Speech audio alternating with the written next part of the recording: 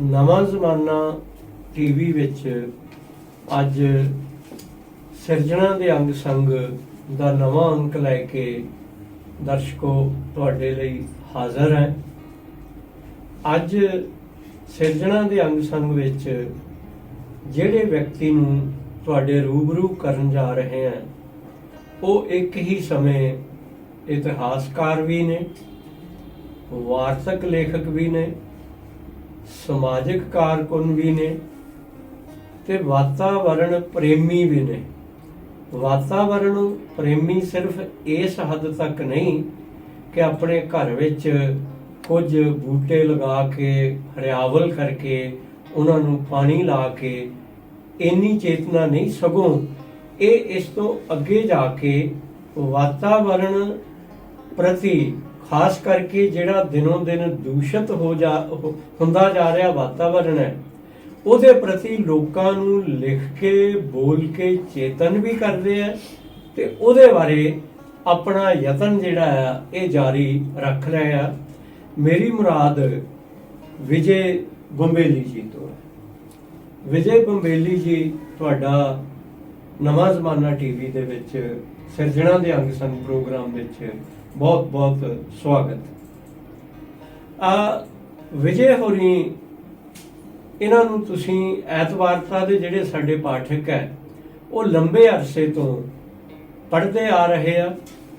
ਇਤਿਹਾਸ ਨਾਲ ਸੰਬੰਧਿਤ, ਦੇਸ਼ ਵੰਡ ਦੀਆਂ ਘਟਨਾਵਾਂ ਨਾਲ ਸੰਬੰਧਿਤ, ਆਜ਼ਾਦੀ ਦੀਆਂ ਲਹਿਰਾਂ ਜਿਹੜੀਆਂ ਵੱਖ-ਵੱਖ ਕਿਸਮ ਦੀਆਂ, ਬੱਬਰ ਅਕਾਲੀ ਲਹਿਰ ਆ, ਗਦਰ ਮੂਵਮੈਂਟ ਆ, ਉਹਦੇ ਬਾਰੇ ਇਹਨਾਂ ਨੇ ਬਹੁਤ ਹੀ ਖੋਜੀ ਲੇਖ ਲਿਖੇ ਨੇ।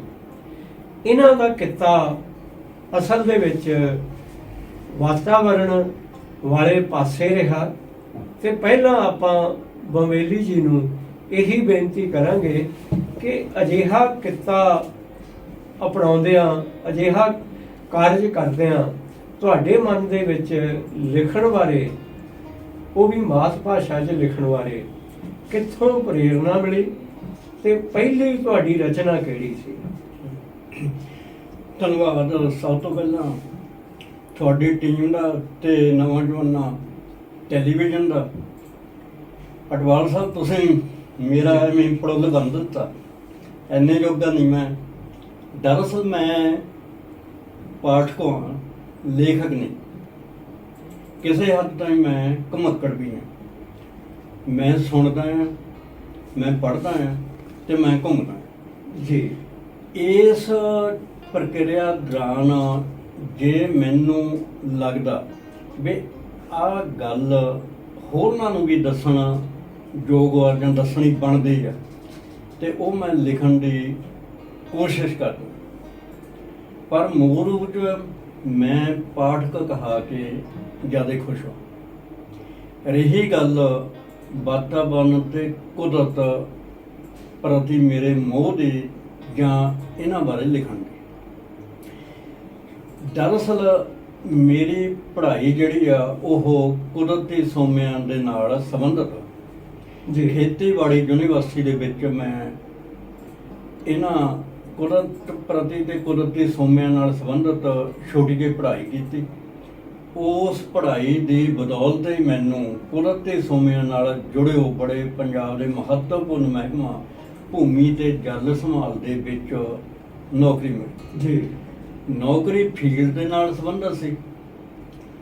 ਮੇਰੇ ਮਨ ਦੀ ਇੱਛਾ ਮੁਤਾਬਕ ਘੁੰਮਣ ਫਿਰਨ ਵਾਲਾ ਮਾਹੌਲ ਪ੍ਰਾਪਤ ਸੀ ਤੇ ਕਿਸੇ ਹੱਦ ਤਾਈਂ ਫੀਲਡ 'ਚ ਕੰਮ ਕਰਦਿਆਂ ਵਿਹਲ ਵੀ ਪ੍ਰਾਪਤ ਹੋ ਜਾਂਦੀ ਸੀ। ਉਦੋਂ ਮੈਂ ਪੜ੍ਹਦਾ ਸੀ ਤੇ ਕੁਦਰਤ ਪ੍ਰਤੀ ਅਸੀਂ ਸਾਡਾ ਮਹਿਕਮਾ ਕੰਮ ਵੀ ਕਰਦੇ ਸੀ, ਜਿਹੜੇ ਕਿ ਮਿੱਟੀ, ਪਾਣੀ, ਬਨਸਪਤੀ ਦੇ ਨਾਲ ਸੰਬੰਧਿਤ ਹੁੰਦੇ ਸੀ। ਮੈਂ ਸਾਰੇ ਕੁਛ ਨੂੰ ਬੜੇ ਨੇੜਿਓਂ ਦੇਖਿਆ ਜੀ ਤੇ ਮੈਨੂੰ ਮੇਰੀ ਤਕਰੀਬਨ 40 ਵਰ੍ਹੇ ਤੋਂ ਵੱਧ ਨੌਕਰੀ ਆ। ਹੁਣ ਮੈਂ ਰਿਟਾਇਰ ਹਾਂ।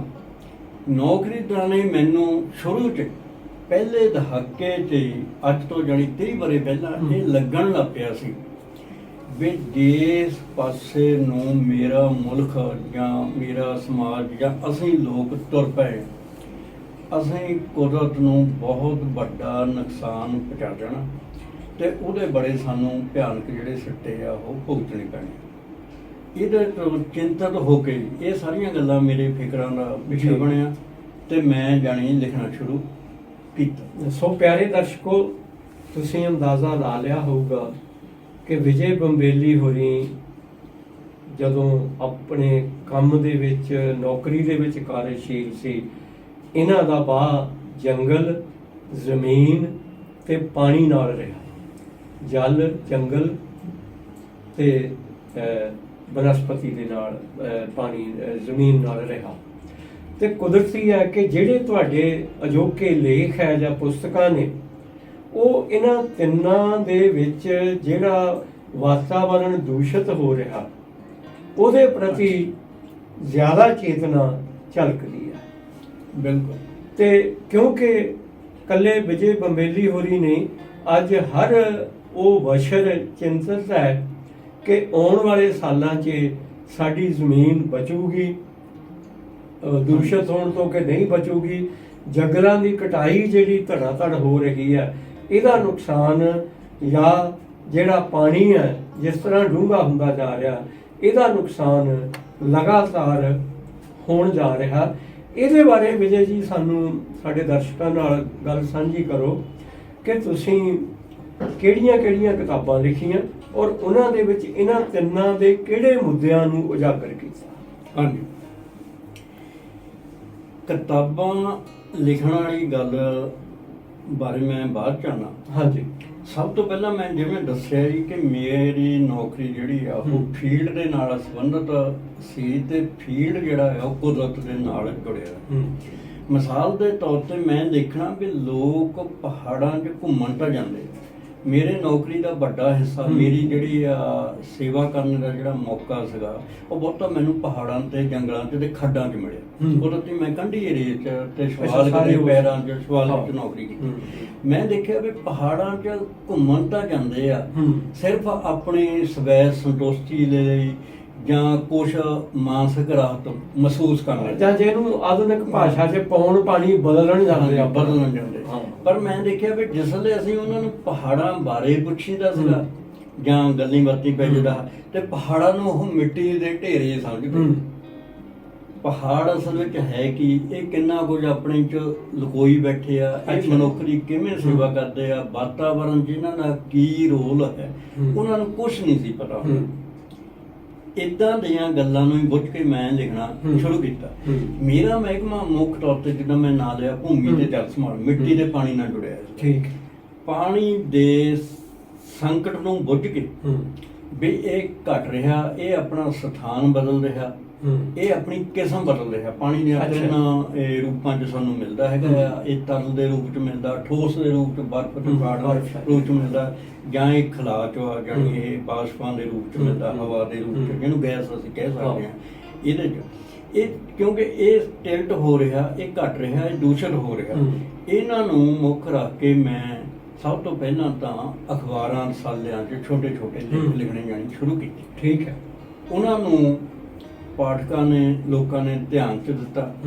ਫਿਰ ਰਾਏ ਆਈ, ਮੈਨੂੰ ਕਿਹਾ ਗਿਆ, ਸਲਾਹ ਦਿੱਤੀ ਗਈ ਵੀ ਤੁਸੀਂ ਇਹਦੇ ਤੇ ਕਿਤਾਬਾਂ ਲਿਖੋ। ਸਭ ਤੋਂ ਪਹਿਲਾਂ ਮੈਂ ਜਿਹੜੀ ਵਾਤਾਵਰਨ ਨਾਲ ਸੰਬੰਧਿਤ ਪੁਸਤਕ ਲਿਖੀ ਉਹ ਸੀਗੀ ਆਪਣੀ ਮੌਤ ਨੂੰ ਬਾਜਾ ਮਾਰਿਆ ਮਨੁੱਖ। ਮੇਰੇ ਲਈ ਬੜੀ ਹੈਰਾਨੀ ਵਾਲੀ ਗੱਲ ਆ ਵੀ ਜਿੰਨੇ ਇਹ ਆਰਟੀਕਲ ਸੀਗੇ ਉਹ ਪੰਜਾਬ ਦੀਆਂ ਨਾਮਵਰ ਅਖਬਾਰਾਂ ਦੇ ਵਿੱਚ, ਜਿਹਦੇ 'ਚ ਵਿਸ਼ੇਸ਼ ਕਰਕੇ ਨਵਾਂ ਜਵਾਨਾਂ ਦਾ ਐਤਵਾਰ ਦਾ ਅੰਕ ਵੀ ਆ, ਉਹ ਛਪਿਆ। ਪਰ ਜਿਸਲੇ ਕਿਤਾਬੀ ਰੂਪ 'ਚ ਇਹਨਾਂ ਨੂੰ 22ਵੇਂ ਰੂਪ 'ਚ ਛਾਪਿਆ, ਮੈਨੂੰ ਉਦੋਂ ਹੀ ਪਤਾ ਲੱਗਾ ਵੀ ਕੋਈ ਕੁਛ ਮਹੱਤਵਪੂਰਨ ਜਿਹੜਾ ਲਿਖਿਆ ਗਿਆ, ਜਿਹੜਾ ਇਹਨੂੰ ਹੁੰਗਾਰਾ ਮਿਲਿਆ। ਮੇਰੀ ਇਸ ਵਿਸ਼ੇ ਨਾਲ ਸੰਬੰਧਿਤ ਪਹਿਲੀ ਇੱਕ ਕਿਤਾਬ ਸੀਗੀ ਤੇ ਬੜਾ ਹੀ ਅਚੰਭਾ ਹੋਇਆ ਵੀ ਇਹ ਪੁਸਤਕ 6 ਵਾਰ ਛਪੀ। ਵਾਹ। ਤੇ ਇਹਨੂੰ ਪੀਪਲ ਫੋਰਮ ਬਰਗਾੜੀ ਵਾਲਿਆਂ ਨੇ ਇਹ ਛਾਪਿਆ ਹੈਗਾ ਤੇ ਇਹਦੇ ਬਾਰੇ ਪਾਠਕਾਂ ਵੱਲੋਂ ਜਾਂ ਹੋਰ ਸੰਸਥਾਵਾਂ ਵੱਲੋਂ ਇਹ ਰਾਏ ਆਈ ਆ, ਕਿਉਂਕਿ ਇਹ ਜਿਹੜਾ ਵਿਸ਼ਾ ਆ ਕਿਸੇ ਹੱਦ ਤੱਕ ਵਿਗਿਆਨ ਨਾਲ ਸੰਬੰਧਿਤ ਵੀ ਆ। ਵਿਗਿਆਨ ਜਿਹੜਾ ਸਾਰਾ ਇਹ ਤੱਥਾਂ ਤੇ ਡਾਟਿਆਂ ਤੇ ਆਧਾਰਿਤ ਹੁੰਦਾ। ਵੀ ਇਹਦੇ ਚ ਡੇਟਿਆਂ ਦੀ ਤੱਥਾਂ ਦੀ ਗੱਲ ਤਾਂ ਕੀਤੀ ਹੈ, ਵਿਗਿਆਨ ਦੀ ਗੱਲ ਕੀਤੀ, ਪਰ ਬਹੁਤ ਹੀ ਸੌਖੇ ਰੂਪ ਵਿੱਚ। ਨੰਬਰ 1। ਨੰਬਰ 2, ਇਹਨੂੰ ਕਿਸੇ ਹੱਦ ਤੱਕ ਗਲਪੀ ਸ਼ਕਲ ਦੀ ਕਹਾਣੀਆਂ ਜਿਹਾ ਦਾ ਰੂਪ ਦੇਣ ਦੀ, ਸੌਖਾ ਰੂਪ ਦੇਣ ਦੀ ਕੋਸ਼ਿਸ਼ ਕੀਤੀ ਹੈ, ਜਿਹੜੀ ਆਮ ਪਾਠਕ ਦੇ ਜਾਣੀ ਖਾਨੇ ਪੈਂਦੀ ਹੈ। ਪੰਜਾਬ ਦੀ ਇਹ ਪਹਿਲੀ ਕਿਤਾਬ ਆ ਜਿਹੜੀ ਕਿ ਸਧਾਰਨ ਜਾਣੀ ਪਾਠਕਾਂ ਲਈ ਲਿਖੀ ਗਈ, ਤਾਂ ਹੀ ਇਹਨੂੰ ਵੱਡੇ ਪੱਧਰ ਤੇ ਜਿਹੜਾ ਹੁੰਗਾਰਾ ਮਿਲਿਆ। ਤੇ ਮੈਨੂੰ ਵੀ ਇਹ ਨਾ ਤਸੱਲੀ ਵੀ ਹੋਈ ਤੇ ਮੈਨੂੰ ਪ੍ਰੇਰਨਾ ਵੀ ਮਿਲੀ, ਮੈਂ ਵੱਧ ਲਿਖਾਂ। ਇਹ ਤੋਂ ਬਿਨਾਂ ਮੇਰੀ ਇੱਕ ਹੋਰ ਪੁਸਤਕ ਸੀਗੀ, ਇਹ ਮਨੁੱਖੀ ਹਿੰਮਤ ਤੇ ਪਹਿਲ ਕਦਮੀ ਨੇ ਕ੍ਰਿਸ਼ਮੇ। ਜਿੱਦਾਂ ਮੈਂ ਤੁਹਾਨੂੰ ਗੱਲ ਕੀਤੀ ਵੀ ਮੈਂ ਘੁਮੱਕੜ ਵੀ ਹਾਂ, ਪਰ ਮੈਨੂੰ ਮੇਰੇ ਮਹਿਕਮੇ ਨੇ ਵੀ ਮੌਕਾ ਪ੍ਰਦਾਨ ਕੀਤਾ ਆਊਟ ਆਫ ਸਟੇਟ ਜਾ ਕੇ ਸੈਮੀਨਾਰਾਂ 'ਚ, ਟ੍ਰੇਨਿੰਗਾਂ 'ਚ ਜਾਂ ਵਰਕਸ਼ਾਪਾਂ 'ਚ ਹਿੱਸਾ ਲੈਣ ਦਾ। ਬੜੀ ਦੂਰ ਤੱਕ ਜਾਂਦੇ ਸੀਗੇ, ਉਹ ਵੀ ਸਾਨੂੰ ਮੌਕਾ ਜੰਗਲਾਂ, ਪਹਾੜਾਂ 'ਚ, ਖੱਡਾਂ 'ਚ ਘੁੰਮਣ ਦਾ ਵੀ ਉਹਨਾਂ ਵਰਕਸ਼ਾਪਾਂ 'ਚ ਮੌਕਾ ਮਿਲਿਆ। ਮੈਂ ਉੱਥੇ ਜਿਹੜੀ ਗੱਲ ਬੁੱਝੀ ਵੀ ਕਈ ਬਹੁਤ ਹੀ ਮਾਤੜ ਲੋਕਾਂ ਜਿਨ੍ਹਾਂ ਦੇ ਕੋਲ ਨਾ ਤਾਂ ਪਹੁੰਚ ਆ, ਆਮ ਜਿਹੇ ਉਹ ਜਨ ਸਧਾਰਨ ਬੰਦੇ ਆ, ਨਾ ਉਹ ਮਸ਼ਹੂਰ ਆ, ਨਾ ਉਹ ਪੜ੍ਹੇ ਲਿਖੇ ਆ, ਨਾ ਉਹਨਾਂ ਕੋਲ ਸੱਸੇ ਆ, ਪਰ ਉਹਨੇ ਅਚੇਤ ਤੌਰ 'ਤੇ ਇਹੋ ਜਿਹੇ ਕੰਮ ਕਰ ਦਿੱਤੇ ਜਿਨ੍ਹਾਂ ਨੇ ਸਮੁੱਚੀ ਜਿਹੜੀ ਹੈ ਸੋਸਾਇਟੀ ਨੂੰ ਜਾਂ ਕੁਦਰਤ ਨੂੰ ਫਾਇਦਾ ਪਹੁੰਚਾਇਆ। ਕਿਸੇ ਨੇ ਪਹਾੜ ਚੀਰ ਕੇ ਰਸਤਾ ਬਣਾ ਦਿੱਤਾ, ਕਿਸੇ ਨੇ ਮੀਂਹ ਦਾ ਪਾਣੀ ਸਾਂਭ ਲਿਆ, ਕਿਸੇ ਨੇ ਤਬਾਹ ਹੋਏ ਜੰਗਲ ਨੂੰ ਮੁੜ ਕੇ ਰਿਵਾਈਵ ਕਰ ਦਿੱਤਾ, ਕੋਈ ਪੰਛੀਆਂ ਤੇ ਦੂਜਿਆਂ ਬਾਰੇ ਗੱਲ ਕਰਦਾ। ਉਹ ਮੈਂ ਪੁਸਤਕ ਲਿਖੀ। ਇਹਦਾ ਮਤਲਬ ਇਹ ਹੋਇਆ ਵਿਜੇ ਜੀ ਕਿ ਤੁਸੀਂ ਜਿਹੜਾ ਇਹ ਸਾਰਾ ਕੁਝ ਅੱਖੀਂ ਵੇਖਿਆ, ਤੁਹਾਡਾ ਜਿਹੜਾ ਅਨੁਭਵ ਹੈ ਉਹਨੇ ਤੁਹਾਡੇ ਹੱਥ 'ਚ ਕਲਮ ਫੜਾ ਦਿੱਤੀ ਕਿ ਆਪਣੇ ਲੋਕਾਂ ਲਈ, ਆਪਣੀ ਬੋਲੀ ਦੇ ਲੋਕਾਂ ਲਈ ਤੁਸੀਂ ਕੁਝ ਕਰੋ ਤਾਂ ਕਿ ਲੋਕਾਂ ਨੂੰ ਚੇਤਨ ਕੀਤਾ ਜਾ ਸਕੇ। ਜਦੋਂ ਤੁਸੀਂ ਮੈਂ ਆਰੰਭ 'ਚ ਜ਼ਿਕਰ ਕੀਤਾ ਸੀ ਨਾ, ਮੈਂ ਤੁਹਾਡੇ ਲਈ ਸ਼ਬਦ ਵਰਤਿਆ ਸੀ ਵਾਰਤਕ ਲੇਖਕ। ਘੁੰਮਣ ਫਿਰਨ ਬਹੁਤ ਜਾਂਦੇ ਆ, ਲਿਖਦਾ ਕੋਈ ਹੈ, ਔਰ ਜਿਹੜੇ ਲਿਖਦੇ ਆ ਕਈ ਵਾਰੀ ਇੰਨੇ ਵਿਦਵਤਾ ਵਾਲੇ ਸ਼ਬਦ ਪਾਉਣ ਦਾ, ਘੁਸੇੜਨ ਦਾ ਯਤਨ ਕਰਦੇ ਆ ਕਿ ਉਹ ਪਾਠਕਾਂ ਦੇ ਪਿੜ ਪੱਲੇ ਨਹੀਂ ਪੈਂਦਾ। ਮੈਨੂੰ ਯਾਦ ਹੈ ਕਿ ਜਦੋਂ ਤੁਹਾਡਾ ਕੋਈ ਲੇਖ ਨਵਾਂ ਜ਼ਮਾਨਾ ਐਤਵਾਰਤਾ 'ਚ ਛਾਪਦੇ ਆ ਤੇ ਜਿਹੜਾ ਪਾਠਕੀ ਹੁੰਗਾਰਾ ਆਉਂਦਾ ਰਿਹਾ, ਜਿਹੜਾ ਉਹ ਵੀ ਅਸੀਂ ਛਾਪਦੇ ਆ, ਉਹਦੇ 'ਚ ਇਸ ਗੱਲ ਦਾ ਖਾਸ ਜ਼ਿਕਰ ਹੁੰਦਾ ਸੀ ਕਿ ਵਿਜੇ ਹੋਰੀ ਭਾਸ਼ਾ ਉਹ ਵਰਤਦੇ ਆ ਜਿਹੜੇ ਆਮ ਲੋਕਾਂ ਦੀ ਪੱਧਰ ਦੀ ਹੋਵੇ, ਆਮ ਲੋਕਾਂ ਦੀ ਸਮਝ ਵਾਲੀ ਹੋਵੇ। ਤੁਹਾਡਾ ਜਿਹੜਾ ਅਨੁਭਵ ਹੈ ਜਦੋਂ ਇਸ ਭਾਸ਼ਾ ਦੇ ਵਿੱਚ ਢਲਦਾ ਹੈ ਤੇ ਉਹ ਸੋਨੇ ਤੇ ਸੁਹਾਗੇ ਵਰਗੀ ਗੱਲ ਹੋ ਜਾਂਦੀ ਹੈ ਕਿ ਜਿਹਨੂੰ ਪਾਠਕ ਚਾਹੇ ਤੁਸੀਂ ਲੇਖਾਂ ਦੇ ਰੂਪ 'ਚ ਅਖਬਾਰ 'ਚ ਛਪਾ ਲਓ, ਚਾਹੇ ਕਿਤਾਬਾਂ ਦੇ ਰੂਪ ਦੇ ਵਿੱਚ ਛਪਾ ਲਓ, ਤੇ ਇਹ ਬਰਾਬਰ ਹੁੰਦਾ।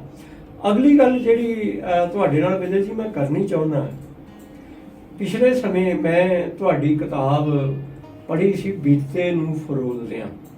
ਉਹਦਾ ਸਬ ਹੈਡਿੰਗ ਸ਼ਾਇਦ ਸੀਗਾ ਮੇਰੇ ਮੁਸਲਿਮ ਹਮਸਾਏ। ਬਿਲਕੁਲ ਇਹ ਸੀ। ਇਹ 75 ਸਾਲ ਬੀਤ ਗਏ, ਪੌਣੀ ਸਦੀ ਹੋ ਗਈ ਉਸ ਦੁਖਾਂਤ ਨੂੰ ਵਾਪਰਿਆ। ਸਾਡੀ ਕਵਿਤਾ, ਸਾਡਾ ਨਾਵਲ, ਸਾਡੀ ਕਹਾਣੀ ਅੱਜ ਤੱਕ ਉਹਨਾਂ ਨੂੰ ਦੁਬਾਰਾ ਤੋਂ ਦੁਬਾਰਾ ਲਿਖ ਰਹੀ ਹੈ ਔਰ ਲੋਕ ਉਹਨੂੰ ਪੜ੍ਹ ਰਹੇ ਆ। ਜਿਸ ਤਰ੍ਹਾਂ ਦਾ ਇੱਕ ਹੁੰਗਾਰਾ ਮਿਲਣਾ ਚਾਹੀਦਾ ਚੰਗੀ ਰਚਨਾ ਨੂੰ, ਉਹ ਆ ਰਹੀ ਆ। ਭਾਵੇਂ ਉਹ ਤੁਹਾਡੀ ਵਾਰਤਕ ਦੀ ਕਿਤਾਬ ਸੀ, ਪਰ ਉਹਦੇ ਵਿੱਚ ਜਿਵੇਂ ਤੁਸੀਂ ਜ਼ਿਕਰ ਕੀਤਾ ਕਿ ਉਹਦੇ ਵਿੱਚੋਂ ਫਿਕਸ਼ਨ ਵਾਲੀ, ਕਹਾਣੀਆਂ ਵਾਲੀ ਗੱਲ ਨਜ਼ਰੀ ਪੈਂਦੀ ਆ। ਉਹ ਕਿਤਾਬ ਬਾਰੇ ਕੀ ਕਹਿਣਾ ਚਾਹੋਗੇ? ਬੀਤੇ ਨੂੰ ਫਰੋਲਦੇ ਆ ਸਾਡੇ ਮੁਸਲਿਮ ਹਮਸਾਏ। ਹਾਂ, ਸਾਡੇ ਮੁਸਲਿਮ ਹਮਸਾਏ। 47 ਦੀ ਤਰਾਸਦੀ ਯਾਨੀ ਵੰਡ ਦੇ ਦੁਖਾਂਤ ਨਾਲ ਇਹ ਸੰਬੰਧਿਤ ਆ। ਹੁਣ ਮੋੜਵਾਂ ਸਵਾਲ ਕੋਈ ਮੈਨੂੰ ਐਂ ਕਰ ਸਕਦਾ ਵੀ ਇਹ ਜਿਹੜਾ ਦੁਖਾਂਤ ਆ ਇਹ ਤਾਂ ਹਿੰਦੂ ਸਿੱਖਾਂ ਦੇ ਨਾਲ ਵੀ ਵਾਪਰੇ ਤੇ ਤੂੰ ਮੁਸਲਮਾਨਾਂ ਦੀ ਹੀ ਬਾਤ ਕਿਉਂ ਕਰ? ਆਜ਼ਾਦ ਹੋਇਆ ਨੂੰ ਸਾਨੂੰ 75 ਵਰ੍ਹੇ ਹੋ ਗਏ। ਵੰਡ ਦੇ ਦੁਖਾਂਤ ਬਾਰੇ ਇਹਦਾ ਜਿਹੜਾ ਦੁੱਖ ਦਾ ਇਤਿਹਾਸ ਆ ਉਹਦੇ ਬਾਰੇ ਗੱਲ ਪਿਛਲੇ ਤਕਰੀਬਨ ਸਿਰਫ ਇੱਕ ਦਹਾਕੇ ਤੋਂ ਹੀ ਤੁਰੀ ਹੈ। ਇਹ ਮੈਂ ਇੱਥੇ ਗੱਲ ਨੂੰ ਥੋੜੀ ਜਿਹੀ ਹੋਰ ਸਪਸ਼ਟ ਕਰਨੀ ਚਾਹੁੰਦਾ ਕਿ ਇਸ ਤੋਂ ਪਹਿਲਾਂ ਜਿਹੜੀ ਗੱਲ ਹੁੰਦੀ ਰਹੀ ਆ, ਜੇ ਇਮੀਡੀਏਟ ਦੇਖੀਏ ਅੰਮ੍ਰਿਤਾ ਪ੍ਰੀਤਮ ਹੋਰਾਂ ਦੀ ਜਿਹੜੀ ਉਹ ਕਾਪ ਸਦਰਾ ਜਾਖਾਂ ਬਾਰੇ ਸ਼ਾਹ ਨੂੰ, ਉਹ ਕਈ ਵਾਰੀ ਐਂ ਲੱਗਦਾ ਸੀਗਾ ਕਿ ਭਾਵਕ ਪ੍ਰਤੀਕਰਮ ਹੈ। ਪਰ ਜਿਸ ਤਰ੍ਹਾਂ ਤੁਸੀਂ ਕਹਿ ਰਹੇ ਹੋ ਕਿ 1.5 ਦਹਾਕੇ ਤੋਂ ਇਹਨੂੰ ਦੁਬਾਰਾ ਘੋਖਿਆ ਜਾ ਰਿਹਾ। ਹਾਂਜੀ ਹਾਂ, ਇਹ ਮੇਰਾ ਖਿਆਲ ਤੁਸੀਂ ਹਾਂ। ਕਹਿਣਾ ਇਹ ਚਾਹ ਰਹੇ ਕਹਿਣਾ ਹੋ। ਮੈਂ ਸ਼ਬਦ ਇਹ ਤੁਰਿਆ ਵੀ ਗੱਲ ਹਾਂ। ਤੁਰੀ ਗੱਲ ਤੁਰੀ ਦਾ ਤੁਰੀ। ਮਤਲਬ ਵੀ ਲੋਕਾਂ ਚ ਤੁਰੀ। ਅਮਰਤਾ ਨੇ ਲਿਖਿਆ, ਮੰਟੋ ਨੇ ਲਿਖਿਆ, ਹਾਂ, ਮੰਟੋ ਨੇ ਮੁਨਸ਼ੀ ਲਿਖਿਆ। ਪ੍ਰੇਮ ਚੰਦ ਨੇ ਲਿਖਿਆ, ਖੁਸ਼ਵੰਤ ਸਿੰਘ ਨੇ ਲਿਖਿਆ, ਦੁੱਗਲ ਹੋਰਾਂ ਨੇ ਲਿਖਿਆ, ਵਿਰਕ ਹੋਰਾਂ ਨੇ ਲਿਖਿਆ। ਉਹਨਾਂ ਵੀ ਬਹੁਤ ਸਾਰੇ ਲਿਖੇ। ਉਹ ਪਰ ਉਵੇਂ ਲੋਕਾਂ ਚ ਨਹੀਂ ਚਰਚਾ ਦਾ ਵਿਸ਼ਾ ਬਣਿਆ ਜਿੱਦਾਂ ਹੁਣ ਤਕਰੀਬਨ 1 ਦਹਾਕੇ ਤੋਂ ਤੁਰੀ ਹੈ। ਉਸ ਦੇ ਵਿੱਚ ਜਿਹੜੀ ਸਾਡੀ ਵੰਡ ਹੋਈ ਆ ਉਹਦੇ ਚ ਜਿਹੜਾ ਨਰਸੰਹਾਰ ਹੋਇਆ, ਜਾਣੀ ਮਾਰੇ ਗਏ, ਆਪਣੇ ਨੇ ਆਪਣੇ ਨੂੰ ਮਾਰ ਦਿੱਤਾ, ਉਹਦੀ ਗੱਲ 10 ਲੱਖ ਤੋਂ ਵੱਧ ਹੋਈ, ਪੰਜਾਬੀ ਮਾਰੇ ਗਏ। ਪਰ ਜਿੰਨੇ ਲੇਖ ਮੇਰੇ ਨਜ਼ਰੀ ਪਏ, ਮੈਨੂੰ ਐਂ ਲੱਗਿਆ ਲੱਗਣਾ ਵੀ ਇਹਦੇ ਚ ਇਹ ਗੱਲ ਭਾਰੂ ਸੁਰ ਵਿੱਚ ਲੋਕ ਸਮਝ ਰਹੇ ਆ ਵੀ ਜਿਵੇਂ ਹਿੰਦੂ ਜਾਂ ਸਿੱਖ ਹੀ ਮਾਰੇ ਗਏ। ਜੇ ਹਿੰਦੂ ਜਾਂ ਸਿੱਖ ਮਾਰੇ ਗਏ ਦੀ ਸੁਰ ਭਾਰੂ ਆਉਂਦੀ ਹੈ, ਇਹਦਾ ਮਤਲਬ ਦੂਜੀ ਧਿਰ ਸਿੱਧੇ ਰੂਪ ਵਿੱਚ ਮੁਸਲਮਾਨਾਂ ਨੇ ਸਾਡੇ ਨਾਲ ਨਿਆਂ ਕਰ ਦਿੱਤਾ, ਪਰ ਇਵੇਂ ਨਹੀਂ ਸੀ ਹੋਇਆ। ਅਸਲ ਵਿੱਚ ਆਪਣੇ ਹੱਥੋਂ ਹੀ ਮਾਰੇ ਗਏ ਮੁਸਲਮਾਨ ਵੀ। ਜਿਹੜੇ ਸਾਡੇ ਆਪਣੇ ਸੀ, ਇਹ ਸ਼ਬਦ ਬਿਲਕੁਲ ਠੀਕ ਹੈ ਕਿ ਉਦੋਂ ਪੰਜਾਬੀਆਂ ਦੇ ਹੱਥੋਂ ਹੀ ਮਾਰੇ। ਪੰਜਾਬੀਆਂ ਨੇ ਠੀਕ ਹੈ। ਪੰਜਾਬੀ ਨਹੀਂ, ਇਵੇਂ ਬੰਗਾਲ ਚ ਵੀ ਬੰਗਾਲ ਚ ਇਹ ਵੀ ਜਿਹੜੀ ਵੰਡ ਹੋਈ ਹੈ। ਪਰ ਬੰਗਾਲ ਦਾ ਵਿਜੇ ਜੀ ਇਹ ਹੈ ਕਿ ਉਥੇ ਕਤਲੋ ਗਾਰਤ ਮੁਕਾਬਲਤਨ ਪੰਜਾਬ ਨਾਲੋਂ ਕਾਫੀ ਘੱਟ ਹੋਈ। ਕਾਫੀ ਘੱਟ ਨਹੀਂ, ਬਹੁਤ ਘੱਟ ਹੋਈ। ਬਹੁਤ ਕਿਉਂਕਿ ਘੱਟ। ਅਸਲ ਵਿੱਚ ਬੰਗਾਲੀਆਂ ਨੇ ਸਬਕ ਸਿੱਖ ਲਿਆ। ਸਬਕ ਸਿੱਖ ਲਿਆ। ਜਿਸ ਅੰਗਰੇਜ਼ਾਂ ਨੇ ਬੰਗਾਲ ਦੀ ਵੰਡ ਕੀਤੀ, ਉਹਨੇ ਮੂਵਮੈਂਟ ਚਲਾਈ। ਉਹ ਤੋਂ ਪਹਿਲਾਂ 1857 ਦੇ ਗਦਰ ਵੇਲੇ ਉਹਨਾਂ ਦਾ ਹਿੰਦੂ ਸਿੱਖਾਂ ਦਾ ਰਲ ਕੇ ਜਿਹੜਾ ਸੰਘਰਸ਼ ਕਰਨਾ, ਉਹਦਾ ਬੜਾ ਰੋਲ ਸੀਗਾ।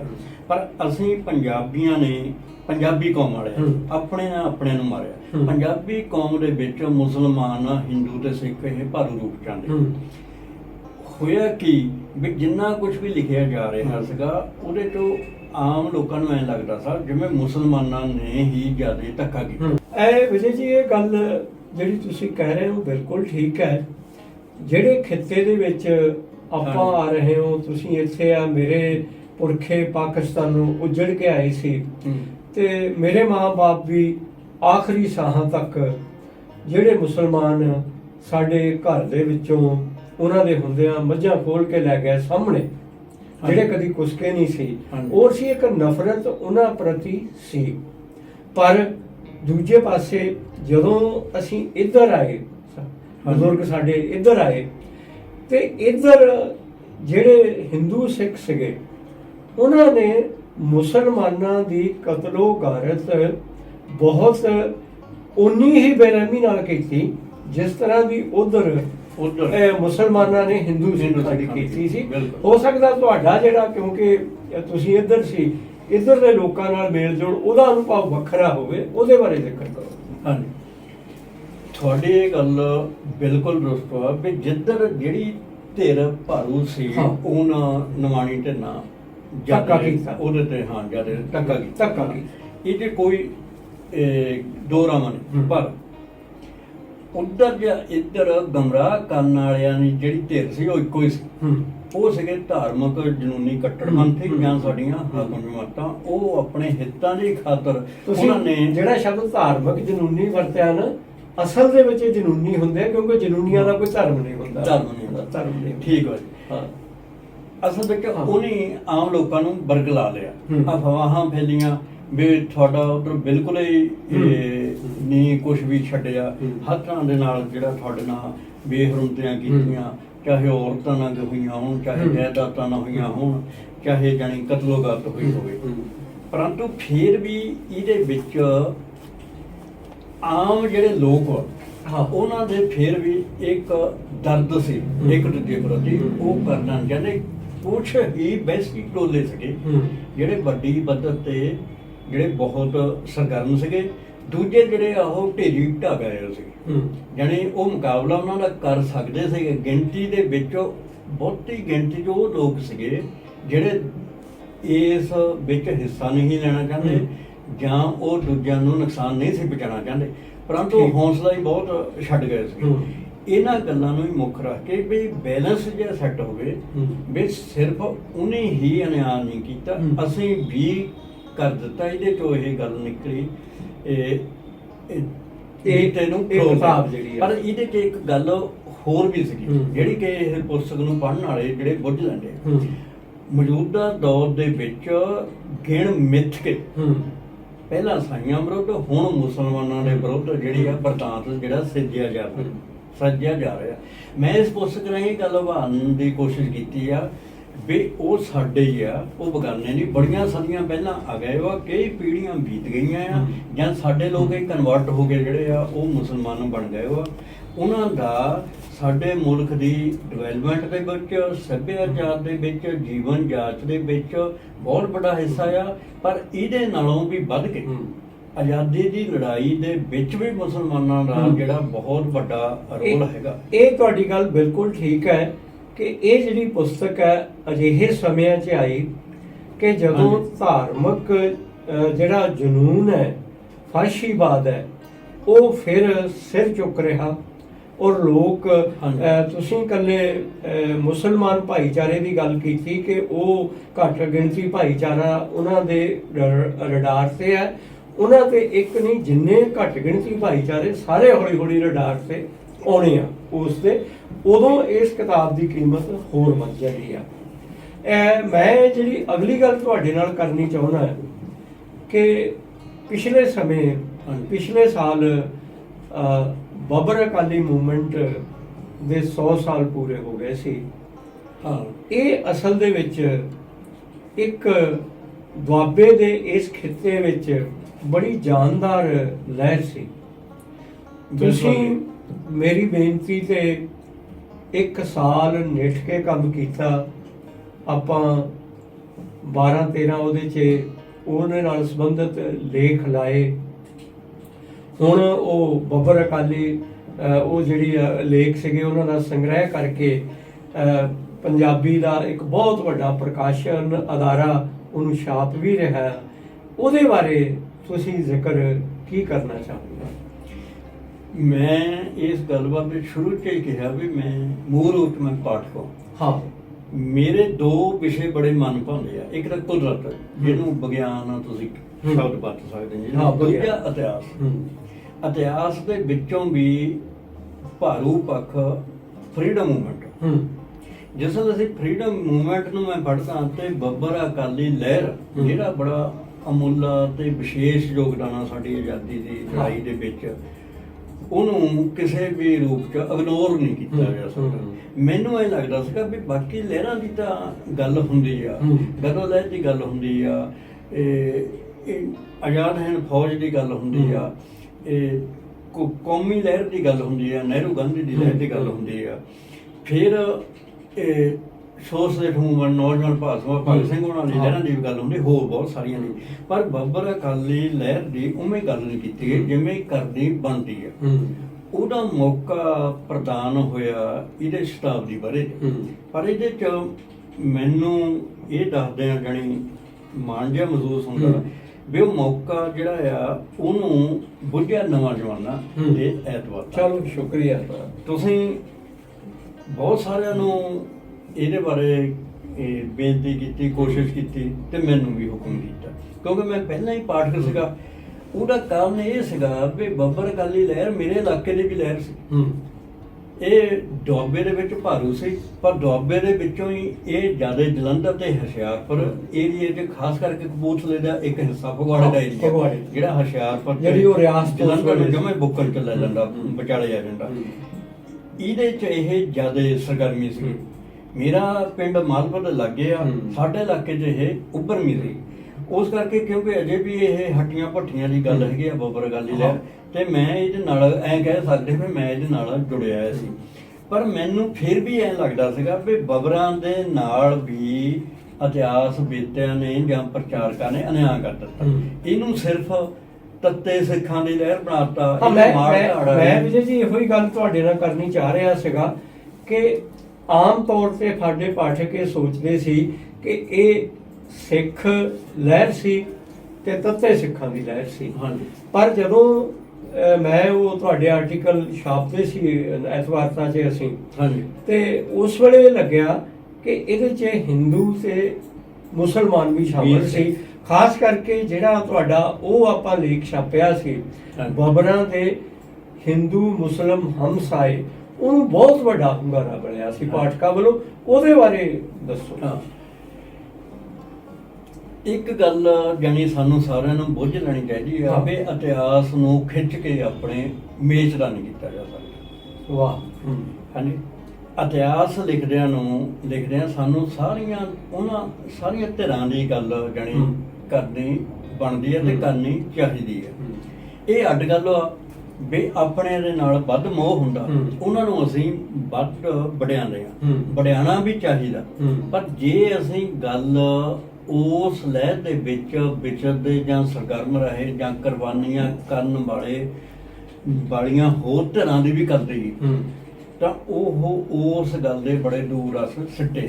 ਬਿਲਕੁਲ। ਇਸ ਮੂਵਮੈਂਟ ਦੇ ਵਿੱਚ ਮੈਨੂੰ ਇਹ ਲੱਗਦਾ ਹੈ ਵੀ ਸਾਡੇ ਢਾਡੀਆਂ ਨੇ, ਪ੍ਰਚਾਰਕਾਂ ਨੇ, ਜਾਂ ਕੁਛ ਸਾਰਿਆਂ ਨੇ ਨਹੀਂ, ਕੁਛ ਸਿੱਖ ਰਿਆਜ਼ਕਾਰਾਂ ਨੇ ਇਹਨੂੰ ਸਿਰਫ ਤੇ ਸਿਰਫ ਸਿੱਖ ਮੂਵਮੈਂਟ ਦੇ ਤੌਰ ਤੇ ਸੀਮਤ ਕਰ ਲਿਆ। ਸੀਮਤ ਤੌਰ ਕਰ ਦਿੱਤਾ। ਉਹਦੇ ਚੋਂ ਵੀ ਇਹ ਜੱਟਾਂ ਦੀ ਲਹਿਰ ਸੀ, ਸਿੱਖਾਂ ਚੋਂ ਵੀ ਇਹ ਸਿਰਫ ਅੰਮ੍ਰਿਤਧਾਰੀ ਸਿੱਖਾਂ ਦੀ ਲਹਿਰ ਸੀ, ਇਵੇਂ ਨਹੀਂ ਸੀ। ਬਿਨਾਂ ਸ਼ੱਕ ਇਹਦੇ ਚ ਜਾਤ ਦੇ ਤੌਰ ਤੇ ਜੱਟ ਸੀ, ਭਾਵੇਂ ਉਹ ਗਦਰੀਆਂ ਚੋਂ ਆਏ ਹੋਣ ਕਰਕੇ ਜਾਤਾਂ ਪਾਤਾਂ ਤੋਂ ਪਾਸੇ ਸੀ। ਧਰਮ ਦੇ ਤੌਰ ਤੇ ਜ਼ਿਆਦਾ ਸਿੱਖ ਸੀ, ਪਰ ਗਦਰੀਆਂ ਤੋਂ ਪਿਛੋਕੜ ਕਿਰਤੀਆਂ ਦਾ ਹੋਣ ਕਰਕੇ, ਸਾਰਾ ਕਿਰਤ ਆਮ ਲੋਕਾਂ ਦਾ ਹੋਣ ਕਰਕੇ, ਬਾਹਰਲੇ ਮੁਲਕਾਂ ਦੇ ਰਿਟਰਨ ਹੋਣ ਕਰਕੇ ਉਹ ਉਹਨਾਂ ਚ ਸਾਂਝੀਵਾਲਤਾ ਦੀ ਸੁਰ ਉਹਨਾਂ ਕੋਲ ਭਰ ਸੀਗੇ। ਉਹ ਇਵੇਂ ਨਹੀਂ ਸੀ ਸੋਚ ਰਹੇ।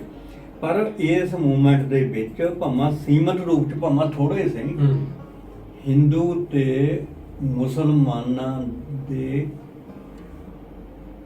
ਜੰਗੇ ਆਜ਼ਾਦੀ ਯੋਧਿਆਂ ਦਾ ਵੀ ਹਿੱਸਾ ਆ ਤੇ ਉਹਨਾਂ ਦੀ ਬੜੀ ਵੱਡੀ ਕੁਰਬਾਨੀ ਆ। ਮੈਂ ਉਹਨਾਂ ਨੂੰ ਆਪਣੇ ਉਸ ਲੇਖ ਦੇ ਰਾਹੀਂ ਸਾਹਮਣੇ ਲਿਆਉਣ ਦੀ ਕੋਸ਼ਿਸ਼ ਕੀਤੀ। ਬਾਬਰ ਅਕਾਲੀਆਂ ਦੇ ਹਿੰਦੂ ਤੇ ਮੁਸਲਮਾਨ ਹਮਸਾ ਬੜੇ ਜੰਬੇ ਵਾਲੀ ਗੱਲ ਹੋਈ ਵੀ ਪਾਠਕਾਂ ਦਾ ਬੜਾ ਵੱਡਾ ਹਲਾਰਾ ਮਿਲਿਆ।